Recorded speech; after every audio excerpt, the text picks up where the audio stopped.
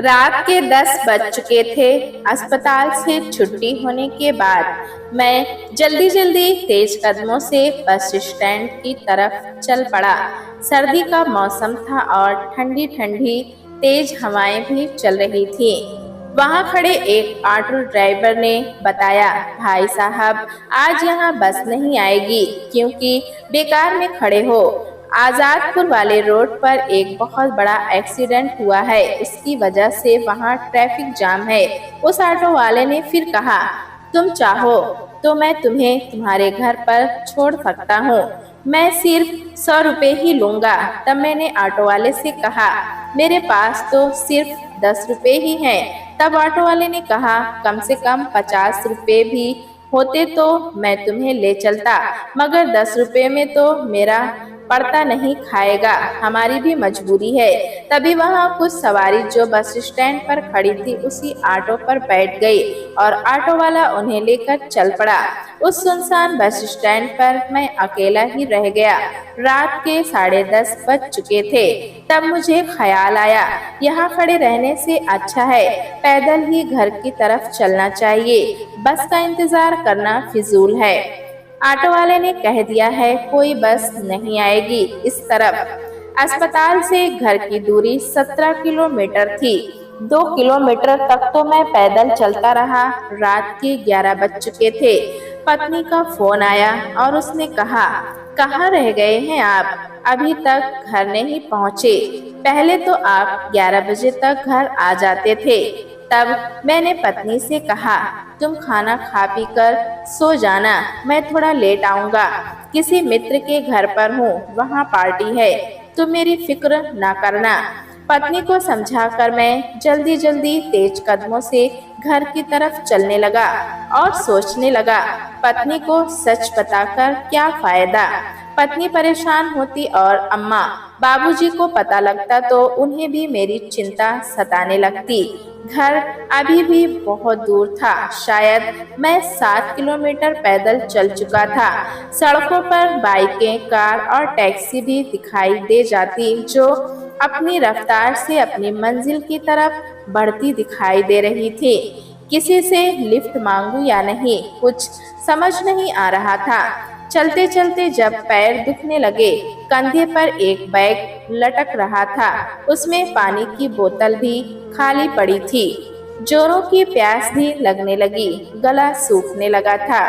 सामने ही सड़क किनारे एक शमशान घाट दिखाई दिया। उसके चारों तरफ घोर अंधेरा था, लेकिन शमशान घाट के भीतर से कुछ लाइटें टिमटिमा रही थी। शायद यहाँ पीने के लिए पानी मिल जाए।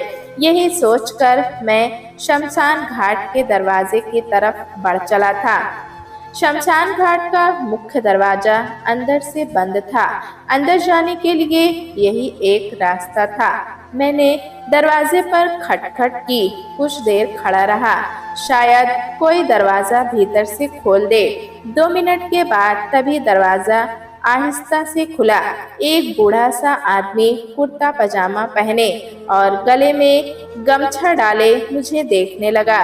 मैंने उन्हें बताया, मैं एक सिक्योरिटी गार्ड हूँ, आज मुझे बस नहीं मिली, इसलिए घर की तरफ पैदल ही जा रहा हूँ। रास्ता लंबा है और मुझे प्यास भी लगने लगी। क्या मुझे थोड़ा सा पानी मिल सकता है पीने के लिए?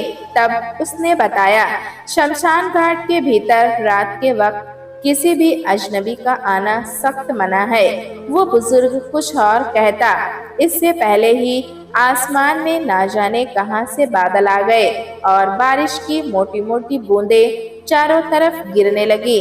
जब मेरे कपड़े बारिश के पानी से भीगने लगे तो उसने कहा, तुम भीतर आ जाओ, ये बारिश का पानी नुकसान कर सकता है। मैं उस बुजुर्ग के पीछे पीछे शमशान घाट के अंदर चला गया और उसने दरवाजा अंदर से बंद कर लिया। शमशान घाट के भीतर बहुत सी राख के ढेर से अभी भी गर्माहट आ रही थी, जैसे लकड़ियां अभी अभी जलकर राख हुई हों। शमशान घाट की दीवारों के ऊपर जो लोहे की टीन लगी थी, उसमें बारिश की मोटी मोटी बूंदों की आवाजें साफ साफ सुनाई दे रही थी। वहीं पास में घड़ा रखा हुआ था। उसने उसमें से एक गिलास पानी निकालकर मेरी ओर बढ़ा दिया। तब मैंने कहा, आपको यहाँ अकेले डर नहीं लगता? तब उसने कहा, डर कैसा?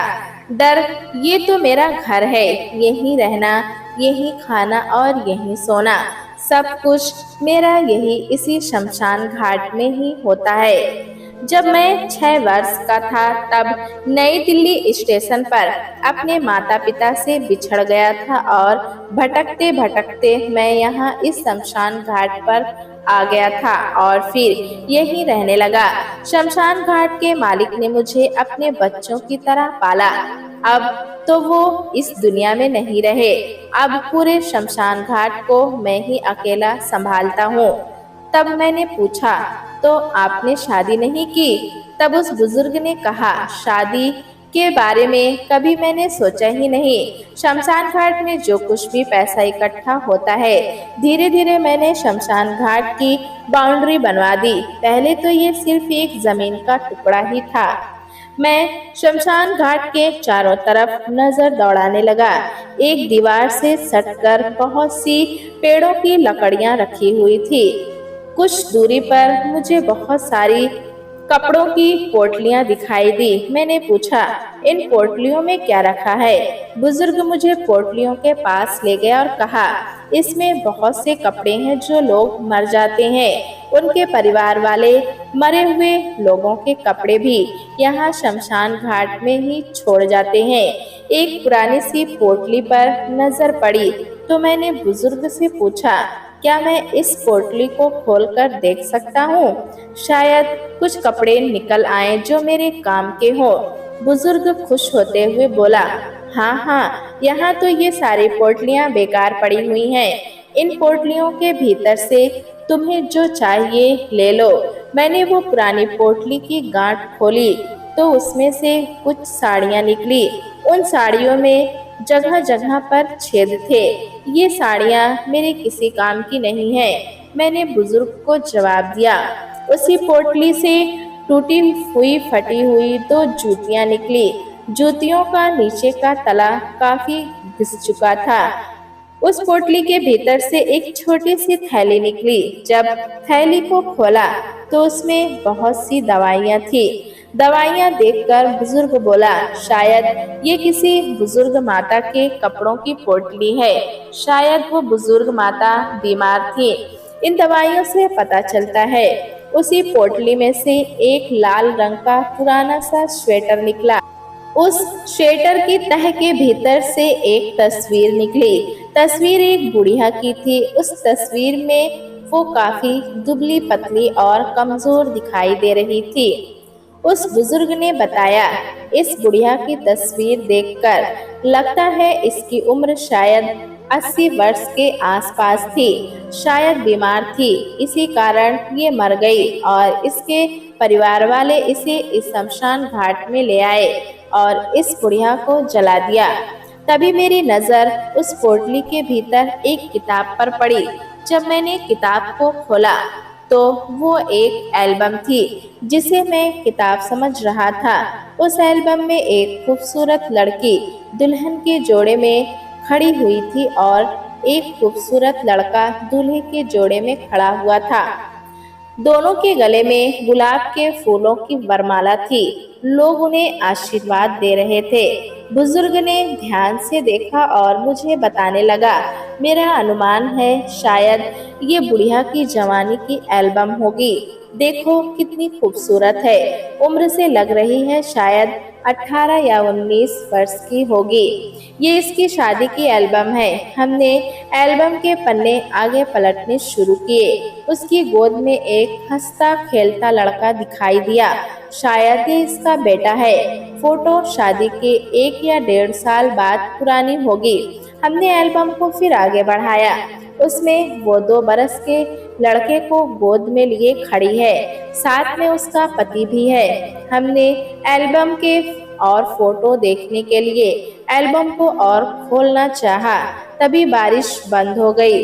बुजुर्ग ने कहा, बारिश बंद हो गई, अगर तुम घर जाना चाहते हो तो जा सकते हो, मगर मैं उस एल्बम को पूरी देखना चाहता था। बुजुर्ग मेरी भावनाओं को समझ गया और कहा, ठीक है। हमने फिर एल्बम को खोला। उसमें वो लड़की धीरे धीरे बूढ़ी होती जा रही थी और उसके बच्चे जवान होते जा रहे थे।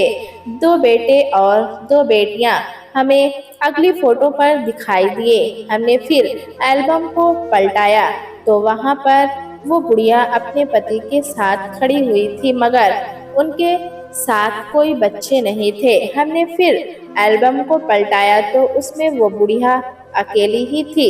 बुजुर्ग ने बताया, हमें ऐसा लगता है जैसे इस बुढ़िया ने अपने बच्चों की शादी कर दी है और अब ये अकेली रह गई है और शायद इसका पति भी नहीं रहा।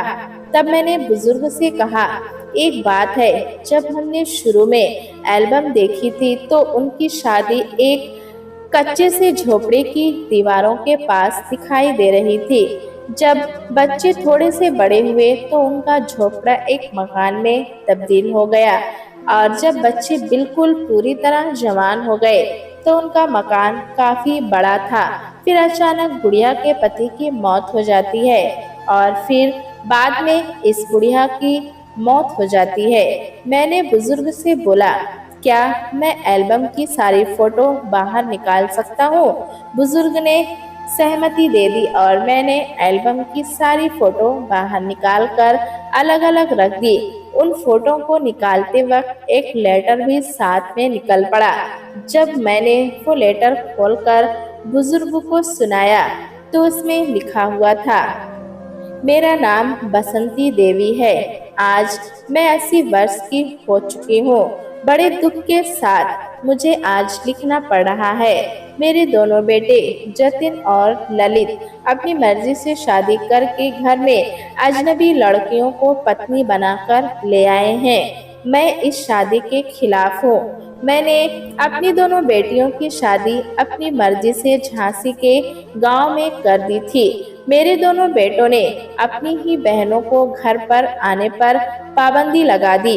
इस कारण मेरी बेटियां मेरे घर पर नहीं आती। मेरे पति के सारे कारोबार हमारे बेटों ने ले लिए। हमारे पास अब कुछ नहीं बचा। बहुत सालों से मेरे बेटे मकान बेचने के चक्कर में हैं। नशा और सट्टेबाजी में दिन रात पैसा उड़ाते हैं। उनकी पत्नियां भी उनका साथ देती हैं। बच्चे बार बार मकान बेचने की जिद कर रहे हैं, लेकिन मैं मकान बेचकर बंटवारा नहीं करना चाहती हूँ। 2 दिन से मैंने खाना नहीं खाया।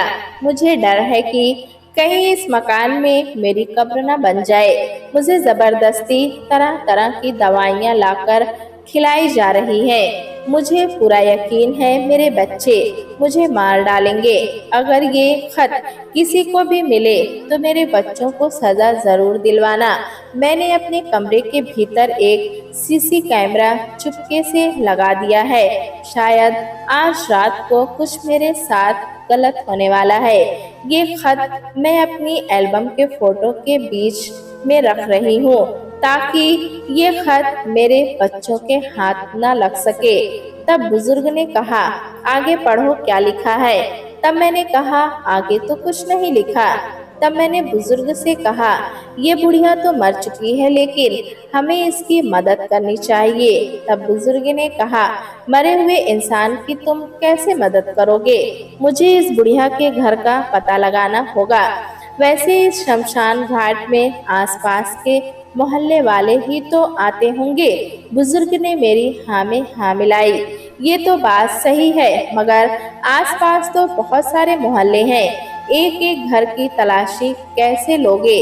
तब मैंने कहा, एल्बम को दोबारा देखता हूँ।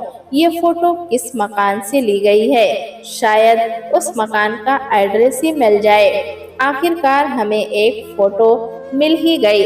मकान के बाहर का पूरा हिस्सा फोटो में साफ दिखाई दे रहा था। उसमें एक नेम प्लेट भी हमें दिखाई दी। नाम बसंती देवी वर्मा, पता ए ब्लॉक 545, गली नंबर 7, जौहरीपुर। तो मैंने बुजुर्ग से कहा, ये जौहरीपुर कितनी दूर है यहाँ से? बुजुर्ग ने कहा, लगभग आधा किलोमीटर दूर है, मगर तुम इस लफड़े में ना पड़ो तो ही अच्छा है। तब मैंने कहा, ये बुजुर्ग माता अपनी मौत नहीं मरी हैं, उसे शायद मारा गया होगा। बारिश बंद हो चुकी थी। मैं शमशान घाट से बाहर निकला। कुछ ही दूरी पर पुलिस स्टेशन दिखाई दिया। मैंने अपनी बात रखी और बसंती देवी वर्मा के घर की तलाशी लेने के लिए जोर दिया। पहले तो पुलिस वाले आनाकानी करने लगे, लेकिन फिर कहने लगे, चलो एक नेक काम किया जाए, देखते हैं तुम्हारी बातों में कितना दम है। थोड़ी देर में हम बसंती देवी वर्मा के घर के बाहर खड़े थे। पुलिस ने दरवाजा खटखटाया। भीतर से दरवाजा खुल गया। पुलिस अधिकारी ने कहा, बसंती देवी का घर यही है? अंदर से एक महिला ने जवाब दिया, जी हाँ, वो हमारी सासू माँ थी। कुछ दिन पहले उनकी मौत हो गई थी। पुलिस ने कहा, हमें उनके कमरे की तलाशी लेनी है। पुलिस के साथ मैं भी था। हमने जब बसंती देवी वर्मा के घर की तलाशी ली तो हमें वहां पर एक छोटा सा सीसीटीवी कैमरा दिखाई दिया। अलमारी के ऊपर एक खिलौना रखा हुआ था। उसकी आंख को निकालकर कैमरा लगाया गया था। उस घर के लोगों के चेहरे पर पसीना आ गया। पुलिस ने वो सीसी कैमरा अपने कब्जे में ले लिया।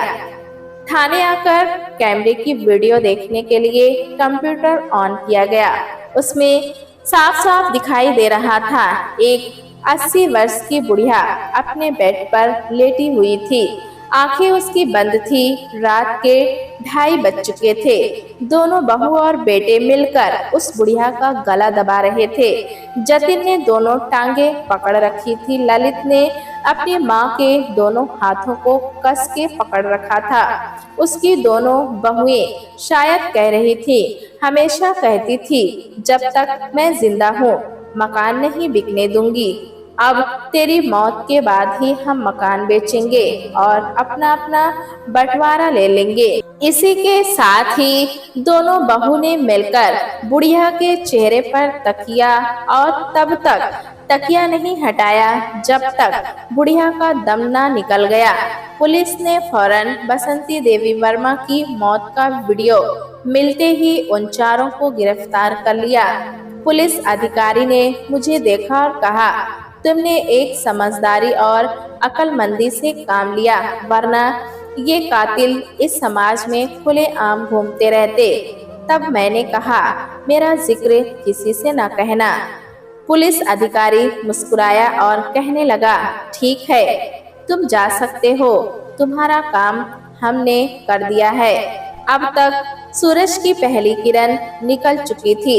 सड़कों पर उजाला हो चुका था। मैं धन्यवाद देने के लिए बुजुर्ग के पास शमशान घाट की तरफ चल पड़ा। शमशान घाट का दरवाजा खुला हुआ था। बुजुर्ग दरवाजे पर ही खड़ा मिल गया। मैंने उसे सारी कहानी बता दी और बताया, उस बुढ़िया के कातिलों को जेल भिजवा कर ही आ रहा हूँ। उस बुजुर्ग ने मुस्कुराकर मुझसे कहा, कातिल कितना भी चालाक क्यों न हो, कुदरत के सामने किसी की नहीं चलती। सच सामने आ ही जाता है। प्यारे दोस्तों, कहानी कैसी लगी हमें कमेंट में ज़रूर बताएं। चैनल पे नए हैं तो एक लाइक और सब्सक्राइब करना ना भूलें।